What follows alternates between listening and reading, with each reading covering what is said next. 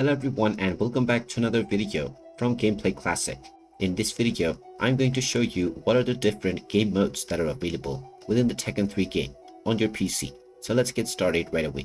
First of all, open up the Tekken 3 game on your PC, and once the game is fully loaded, you will directly be taken into the main menu where you can see all of the different game modes that are available. You can start with Arcade mode, where you will need to choose a character and beat 10 opponents. You may also use the Versus mode in order to play with player 2.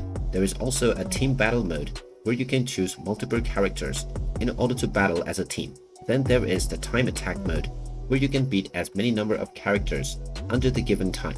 The Survival mode is where you can play against a series of players, where after each round, your health will simply regenerate a little bit, and you may not always start off with a full health. In the Tekken Force mode, you may play in a mode where you can play a side-scroller beat-em-up kind of style of gameplay on the Tekken game.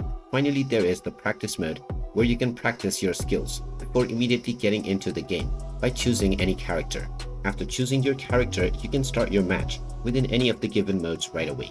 And there you have it. Those are all the various different game modes that you can play within the Tekken 3 game.